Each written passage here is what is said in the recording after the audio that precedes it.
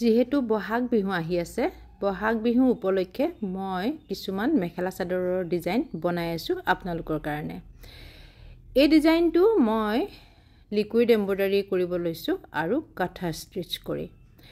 আৰু মই কাপোৰখন লৈছো মিক্স পাটৰ হোৱাইট কালাৰৰ কাপোৰ আৰু তাত মই ব্লু কালাৰ প্ৰথমতে আউটলাইনিং দি দিলো কাঠা ডিজাইনটো যেনেকৈ কৰে ব্ৰকেন লাইন বিলাক দেখিছেনে অলপ অলপ গেপত লাইন বিলাক দিব লাগে এটু কয় কাঠা ষ্টিচটোৰ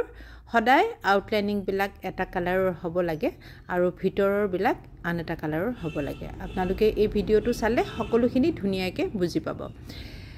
ফুটাৰ নিচিনা হ'ব লাগিব লিকুইড এমব্ৰয়ডাৰী কাম কৰিলে ফুটাৰ নিচিনা যাতে দেখা হয় তেনেকৈ হ'ব লাগে আৰু লিকুইড এমব্ৰয়ডাৰীটো সেই কাৰণে উলিওৱা হৈছে 3D আউটলাইনাৰটো এই লিকুইড এমব্ৰয়ডাৰী কৰাৰ কাৰণে 3D আউটলাইনাৰটো খুব বেছি ভাল আৰু হে মই কৰি থাকো আৰু আপোনালোককো মই দেখুৱাইছো চাওকচোন প্ৰথমতে মই গুটেই ফুলপাহৰ আউটলাইনিংটো দি দিলো এতিয়া মই ভিতৰৰ বিলাক ফিল আপ কৰিম তাত কিন্তু এটা কথা থাকে যেতিয়া আমি ভিতৰৰ কামখিনি কৰো আউটলাইনিংখিনি যেতিয়া কৰিম আউটলাইনিংখিনি কৰা হোৱাৰ পিছতহে আমি ভিতৰৰ কামখিনি কৰিম কৰা হোৱা পিছত মানে লগে লগে কিন্তু নহব আউটলাইনিংটো শুকাব লাগিব আউটলাইনিংটো শুকুৱাৰ পিছতহে ভিতৰত আপুনি ফিল আপ কৰিব পাৰিব তেতিয়া ইটো হিটোৰ পৰা কালাৰ লাগি না যায় খুব বেছি ধুনিয়া হয় হে মই আপোনালোকক বুজাই গৈ আছো তাৰ পিছত কি কৰিব লাগিব সকলোখিনি মই আপোনালোকক বুজাই গৈ আছো চাবচোন ইয়াৰ পিছত এই যে ফিল আপ বিলাক কৰি আছো মই ব্লুৰ মাজত মই ৰেড কালাৰ কৰিছো আৰু ইয়েলৰ মাজত গ্ৰীন কালাৰ কৰিছো আৰু গ্ৰীনৰ মাজত আকৌ মই ব্লু কালাৰ কৰি দিছো আৰু কিছুমান জাগাত মই ইয়েলো কালাৰেৰে ফিল আপ কৰি দিছো একদম হেখলকে চালে আপোনালোকে ধৰিব পাৰিব খুব ধুনিয়া এটা ডিজাইন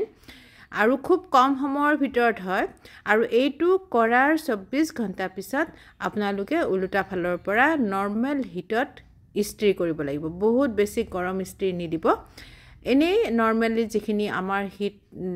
লোৱা যায় কাপোৰ কটন কাপোৰ কৰিব লাগিলে সেইখিনি হিটতে আপোনালোকে ধুনিয়াকে ইস্ত্ৰি কৰি দিব চাওকচোন ফিল আপ হোৱাৰ পিছত কিমান ধুনিয়া দেখা হয় আৰু কাঠা ষ্টিচ যেতিয়া আমি কৰো ফিল আপ কৰিব লাগে আৰু ঘনকৈ কৰিব লাগে পাতল কৰি ফিল আপ কৰি থলে কিন্তু ভাল নালাগে আপোনালোকে নিজে দেখিলেও গম পাব যেতিয়া ঘন হলেহে ধুনিয়া লাগে হে এটা আউটলাইনিংৰ কালাৰটো শুকুৱাৰ পিছতহে আমি